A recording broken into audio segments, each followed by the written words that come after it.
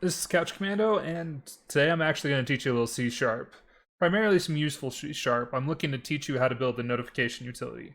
For context on what a notification utility is, or a notification service, it's a service that's going to handle the routing or sending of notifications to a given email address. And we're also going to toss in a couple of a lot of the SMS servers, SMS type messages as well. So just for general knowledge, there's a wide range of cell phone providers out there that provide a service called email to SMS. Basically, if you send an email to a given email address, it'll take it and it'll route that to an SMS address and send it to the phone number specified. You do have to have the correct provider for the given cell phone. So if you try to send an email to SMS to AT&T and the person's Verizon, it's not going to work out. So just have that context there. So you are going to want to make sure you get that first. Let's go ahead and start out, and I'm actually going to turn on some music for this. Music should primarily be focused in the background. Let's go over a little as far as what you need for the setup, and I'm actually going to send in some general information here. So for this, we're using Visual Studio and SQL Server for holding our information at some point. And I'm actually going to be working on creating a Service Fabric application as well. So you're going to want to snag the links that I'm adding to the chat now. It's just a link to where you can get SQL Server Express, SQL Server Management, all that good stuff. Which, this is my SQL Server. I didn't mean to pull that up quite yet, but whatever. All right.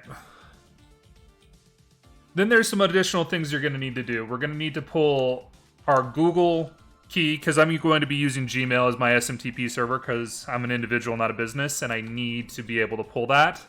So there's the link for Google. And I don't know why I like that one so much. And then to actually just give credit to some knowledge resources I used when putting together these different projects. One is the different email to SMS gateways that I was able to find. There's a link to that, and then there's also a link to AutoFac, which is what we're going to be using for our intermediate version of the project. All right. And I've actually built off a Word document that I'm going to go over, but we're going to just cover some initial setup real quick. So here's my Word doc. And I'm actually going to zoom that in. So for my Visual Studio setup, I've got ASP.NET Web Development, which lets you build your ASP.NET applications, ASP.NET Core, MVC applications, all that stuff. Azure Development, that's specifically helpful for the Service Fabric application pieces of it. Then .NET Desk Development, which is your .NET Console, .NET Windows applications. I've got that there primarily because I'm going to use console apps to actually test some of these services once I've built them. And then after that, you've got your Universal Windows Platform Development, which is just a generic one for creating all kinds of generic Windows stuff. For SQL Server setup, using SQL Server Express, just do a basic setup here. I'm doing this because I already built my SQL Server and I didn't want to start again from scratch. I'm sorry. I know I'm terrible. Agree to their terms. You specify where you want your file to be. I just put mine on my C drive, not a big deal there. And this will have your instance name of your SQL Server, administration information, all that. And if you customize it, you can actually go through and you can set up some instant rules, and then you can perform a new installation, and you can set up your database name to be whatever you want, accept the terms.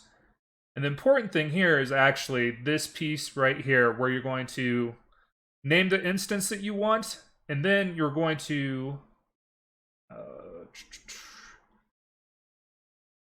go ahead and there we go.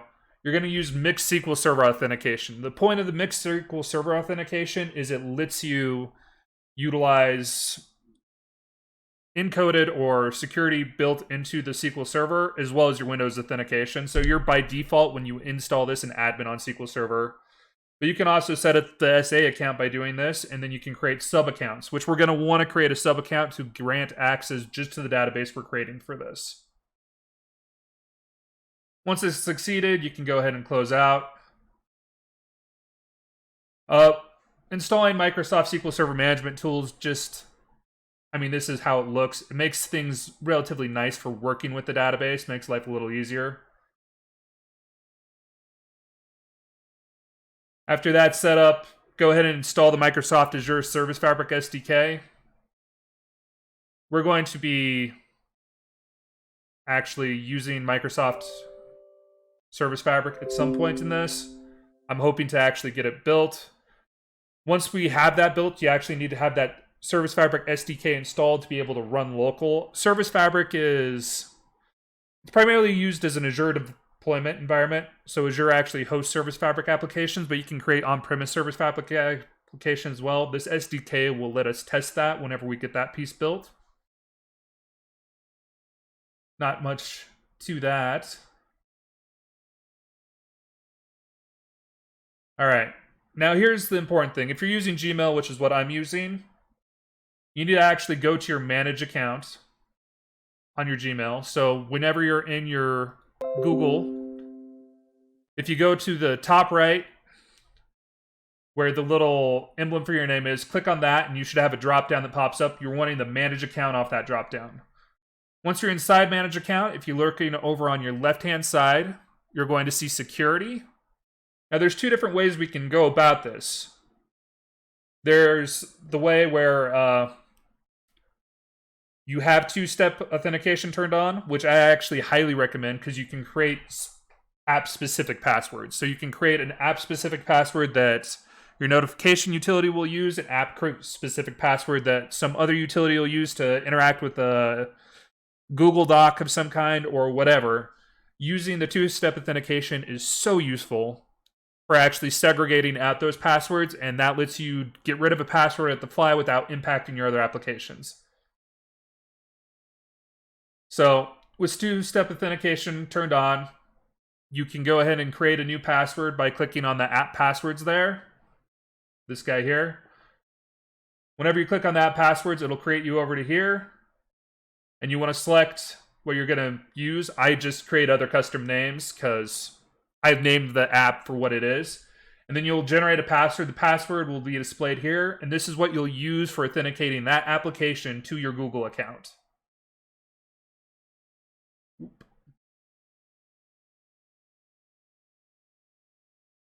And apparently I did not include the other way of going about it. Oh no. Here's the less secure one. The less secure one's a little faster. Sorry, I skipped past it. If you do not have two-step turned on, all you have to do is click on the less secure app. Click on allow less secure apps and turn that on, and then you'll just connect to your Google using your actual Google email and your password. All right. Now let's actually step into what we're here for, and that is developing a C# program. So let me open up a new instance of Visual Studio 2019. And I've got quite a few applications already built. So we're going to actually go ahead and continue without code, which lets us just pull open a window. All right.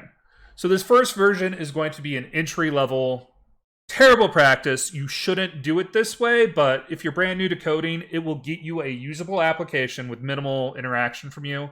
It's easy to understand. It's pretty quick to set up. So we're actually going to go to File. Let's go ahead and start up the program. So here we are. What we're going to start with is creating a .NET library, specifically a .NET Standard library. .NET Standard libraries let you interact with multiple different types of frameworks, so you're not framework dependent on it, and you can add it in without issue. So we're going to go File, New, and we're going to do a new project. You look over here, we have a .NET Standard class library. So we're going to go next there. And this is going to be our basic notification, which is a no-frills notification app. And I'm sorry, I am terrible at spelling. So let's go ahead and create it.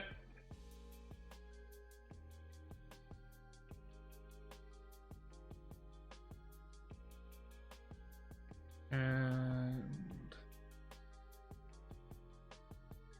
all right.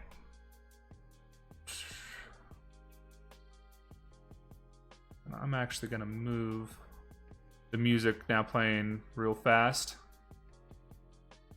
And we'll just pop it right up there for the time being. That way you can see the full screen without any issue. All right.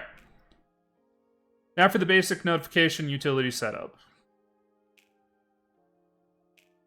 We're just going to make this really simple. First, I'm going to delete this first class because I don't need it.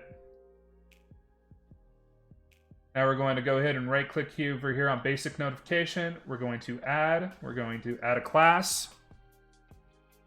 And we're going to just call this our notification service. Go ahead and add that in. Now, we're going to actually make this a static class just so we don't have to initialize it. We don't have to do anything to utilize it. It's just a simple, quick call.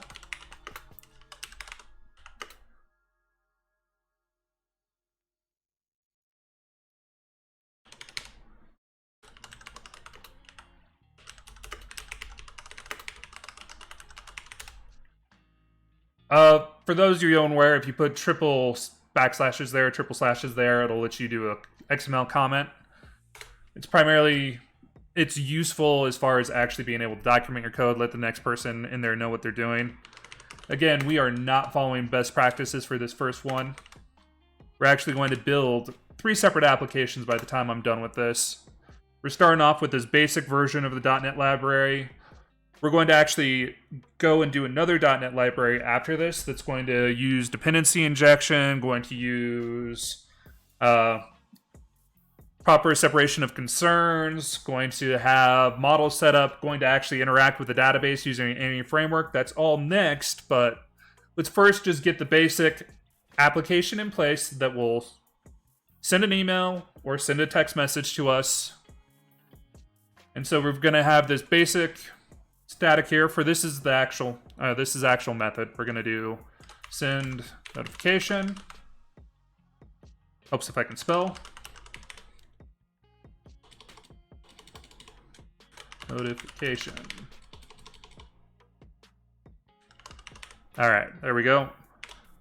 And we're going to just have who we're sending to, who we're sending from,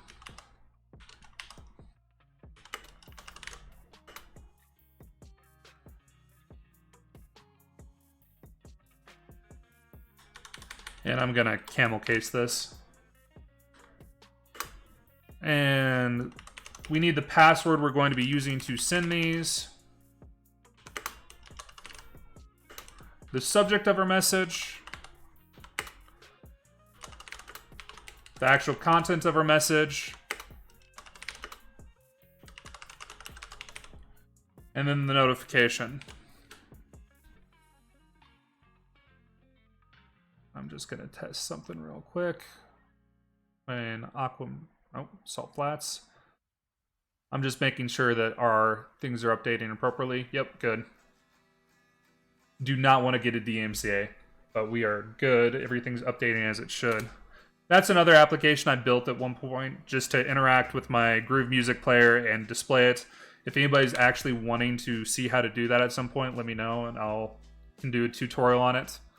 So this is method for sending a notification. Recipient who's getting the notification. Sender who's sending the notification. Also, I'm not going to make this a reliable service. So if we bomb, it's going to throw an exception out. On the next version, we will be handling how to make it reliable. But yeah, we'll worry about that here in a second.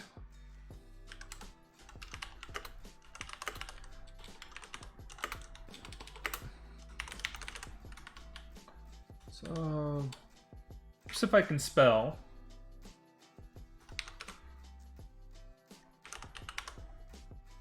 All right.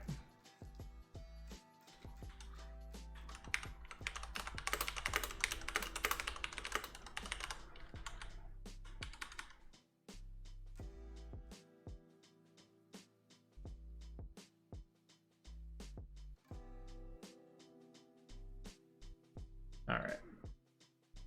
Being sent. Message. send. And this notification is actually going to be what type of notification we're sending. As I said at the start, you have different types of notification providers you can send SMS to email from. So we're going to handle a basic email or a couple of different of these other notification providers. So notification, what type of notification is being sent. All right. So first of all, we're returning a bool, and we're just going to say, hey, success. And always assume you failed until you succeeded. So bool success equal to false, return bool, return success. That's the first basic setup. So that actually satisfies the method as far as what we're returning from the method. We now actually need to set up the context. So we're going to do a switch here. A switch is kind of a way of doing an if, where you have individual cases that will match out to what you bring in. So we're actually going to set the notification dot to lower. By doing this, it's going to make our notification lowercase regardless of what they passed in, which just makes life easy as far as comparisons go, because you don't have to worry about random capitalization, because it is case sensitive. And our first case is going to be, hey, I want to send a message to a Verizon number.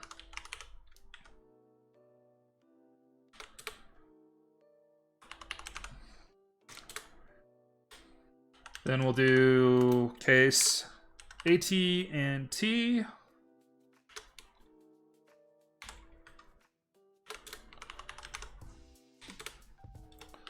Case Sprint. I'm not 100% sure if Sprint has merged their messaging with T-Mobile since they've been purchased. Or was it the other way around? Honestly, I can't remember. But there's a merger in between Sprint and T-Mobile, so there's potential you might have to use the T-Mobile to send a Sprint number now. I think they're probably still separate since the merger just occurred. Xfinity.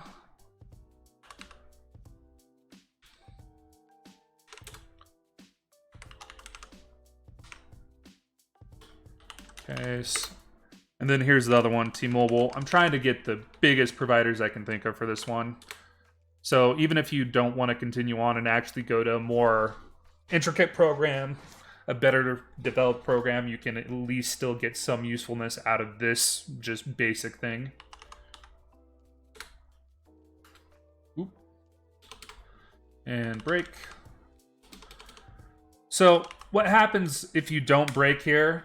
The way cases work is they're fall through. So if you delete this break here, you'll actually fall through into the AT&T after the Verizon, and you'll perform the same action for both cases. So in the event you have two of the same items that you want to be similar, doing a case statement and not breaking will let you use the same logic for two different cases. And then you want to add a default. Essentially, if none of the cases are true, none of them match, it'll fall into this default section. I'm not actually going to program it in a default case. Normally you'd say default, go ahead and just leave the email as is. Let's just assume for the default case that you want to send an email, so we're not going to bother making a change there. So now we're going to go ahead and for Verizon, we've got our recipient is who we're passing in. We're going to assume email address or 10-digit number. Let's specify that real quick. So the 10-digit number is just going to be your 3-digit area code, the 3-digit part after that, and then the 4-digit actual number. So we'll send that in, just the number, none of the stuff after that, and we're going to rely on this to put what we need after that to send to the correct location via the email.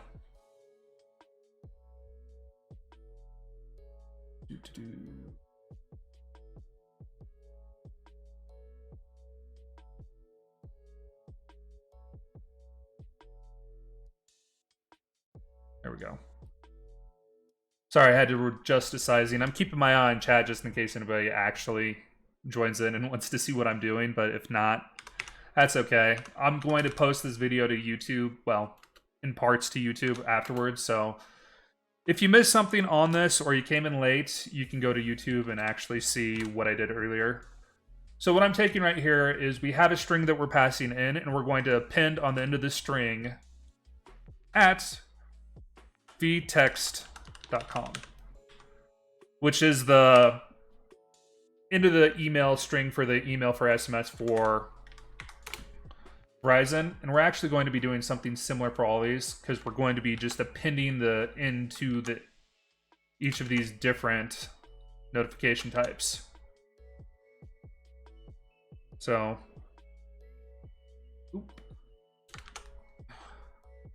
so for AT&T, it is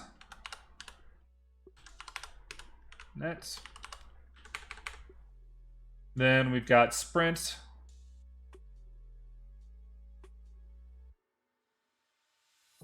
Again, I'm not 100% sure on the accuracy of some of these. If you search email to SMS for a given provider on the internet, it'll tell you, or you can probably find it. I also have that link for what I used as far as the support Team Unify articles email to SMS gateway list. That's actually going to be one of the big ones to use as far as being able to find these. They seem to be doing relatively good at keeping it up to date. And I'm actually going to be pasting into this chat eventually some SQL creation scripts, so just make your life easy for building the SQL out for this whenever we get to those. But for now, we'll just keep on going this way.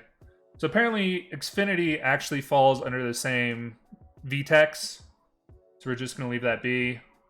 And then we have T-Mo mail.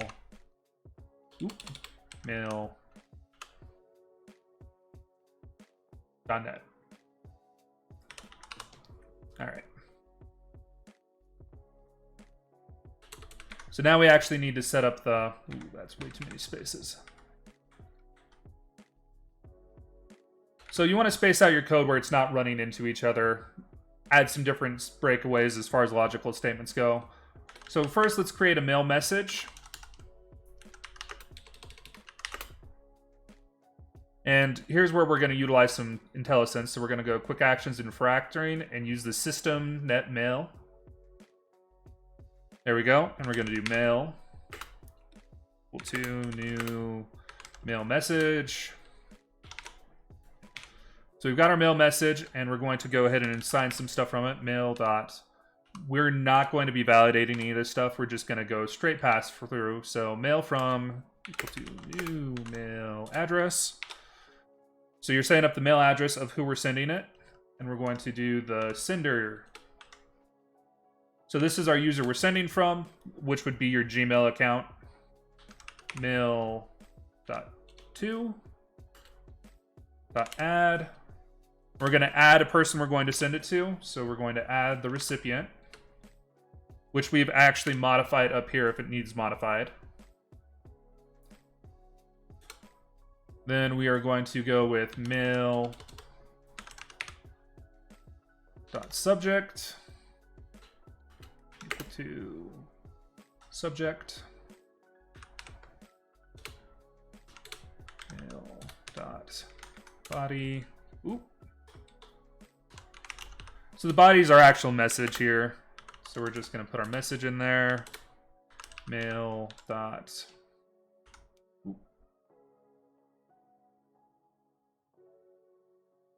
Mail dot is body HTML. So for those of you unaware or unfamiliar with email, you can have a plain text email, which is just normal text, basically like a notepad document. But email also has the potential and the ability to use HTML. So you can actually use HTML markup to improve the quality, improve the look of your emails, make it look better. I'm not 100% sure what text providers actually allow for you to send HTML to them. So for the most part, I'm going to be making most of these messages as not HTML, just plain text. You're welcome to experiment with your emails, do some HTML markup. On a future project, I'll actually cover building like an MVC application with a HTML view. using some bootstrap stuff, whatever, but I can also show some generic HTML markup at that time, but for now we're just focusing on the case for this, which is sending a notification out. So we've got our HTML body set to false, we've got our mail message, now we need our SMTP server. So we're going to do SMTP client, SMTP, equal to new SMTP client, and because you're using Gmail, or because I'm using Gmail, it's going to be smtp.gmail.com. If you're using a different SMTP, you're going to sub that piece in there and realize you're going to probably need to do the credentials, all that based off of what you're doing. So we've got that piece done. We're next going to tell our client that, hey, we don't want to, just call the SMTP. By the way, this is the IntelliSense functioning here where it's actually providing your methods based off of it. Whenever I say use XMLs, you'll notice where it says specify certificate, which should be established for secure socket layers. So I'm gonna just a quick little thing. And if you go to definition, you'll notice that, hey, this is what's actually being displayed. So similarly, when you do your XML comments like this, returns, I realize I forgot this. Whenever you're doing your XML comments like this, it'll actually show that to the people whenever they're hovering over it. Or false. All right. So anyways, I actually don't need to worry about the client certificate. If you're connecting to an actual business SMTP or something that uses a certificate to authenticate, you'll have to worry about that. We're actually going to set use default credentials, and we're going to false that. And we're going to force in our own credentials. So we've got SMTP credentials equal to new system.net.network credentials. And this is where we're going to put in we've got our sender user. Sender user, you'll notice string username and sender password. If you're using a system where the user and the email address aren't the same, you're going to need a different user for this, just be aware. But the password is going to be the @password you set up or the actual password for your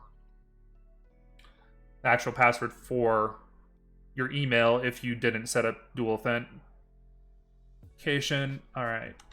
And then last step is we're going to enable SSL, which is just a secure way of communicating to that email server. And then SMTP, and we'll just send our email now. All right. And then, because if you make it to this point, hasn't thrown an exception, we've actually succeeded. All right. So that is the basic library there. And now we need to actually test it. So normally what you're going to want to do is you're going to want to create a separate console application. And here's another thing to note. So, well, that's helpful. But so if you actually come into the properties here and you go to the, I actually want to use .NET 2.1.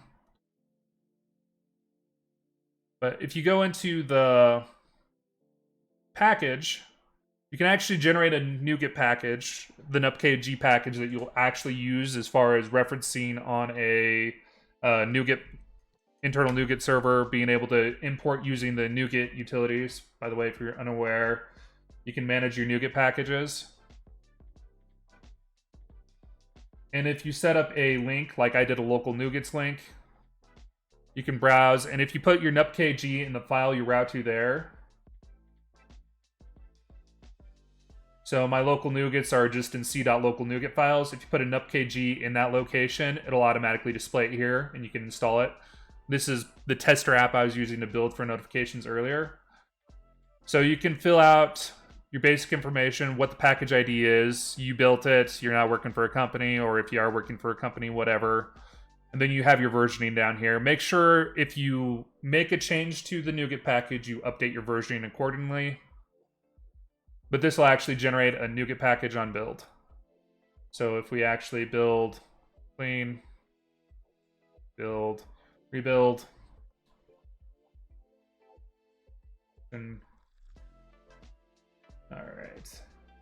So you can right click here, you can open file or location, open it up. You go into the bin, your debug, and there's that nupkg that was created. We copy that, move it over to my local C disk and the NuGet file repository I set up there, paste it in. Now if we come back to that manage NuGet packages, there it is. So just a little fast tutorial on using the NuGet packages for it. Very useful, very helpful for actually using these quickly on any given project you want, so you're not directly linking your project. But for the rest of this, we are going to directly link. And by doing that, we're just going to go here, right click, and we're going to add, and we're going to add a project to actually test this. So we're going to do a new project, and we're actually going to just do a .NET Core console app. Next. And this is going to just be our basic notification tester.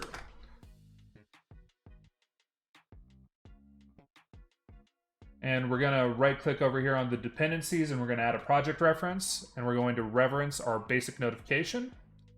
This will let us just use the basic notification and debug in the basic notification. So if we actually put in a debug spot right here, we can actually track that out as it goes through.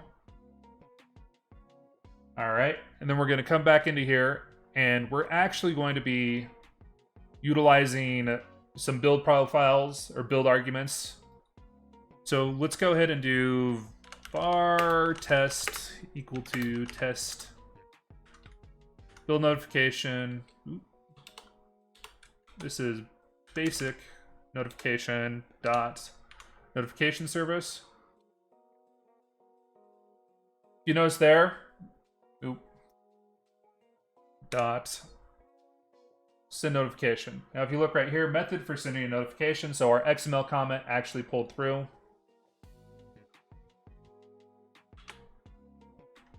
And we need to actually provide the variables we're going to need for this. But to just keep some of my generic information a little private, we're going to do user is equal to arg0. So when doing a console app, you can bring in args whenever you're building. And they just come as it's a space separated list. So we're going to pass in that, pass in our password. Args1.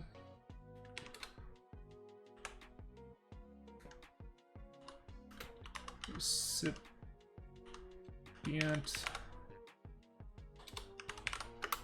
to args bracket 2. All right, and then we're going to actually go ahead and bring those in. So if you hover over this, we need to start with our recipient. So recipient's going to be recipient, comma, user is going to be user, password is going to be password. For subject, let's go ahead and just create a random subject. So testing basic app. Just do standard testing there. This message is a test. And where we set our case statement up here, we're going to want to go snag one of these. So we're going to go ahead and just snag Verizon. And just to show the case doesn't matter, I'm just going to alter the cases on it at random. So we'll just go do capital N, capital I, and a capital V. All right. So now the next part is actually adding those pieces to it. So to add those pieces, you'll go to properties, and you want to go to debug. And application arguments is where you're going to enter it. So you do email. Actually, let me confirm my ordering here. So argument 0 is the user, 1 and 2 is the recipient. So let me go back into those properties.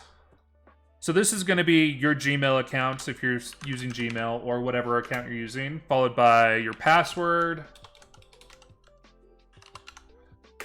space in between it, followed by whoever you're going to be sending it to, which are just going to do 999, 999, 9999. So there's a 10-digit number. I'm actually going to take this over to the side real quick, edit this so it's got valid information for sending me a text, just to confirm it works. And then I'll kick it back over. So, 1 second.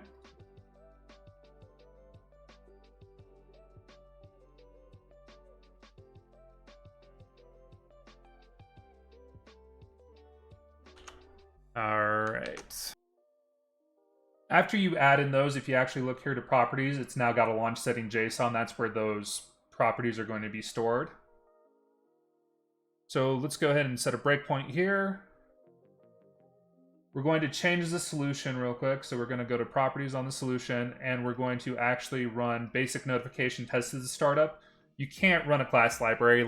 Class libraries aren't runnable. So just make sure you set it to your console app. That's one of the reasons we're doing this for testing. So let's go ahead and just F5 of this.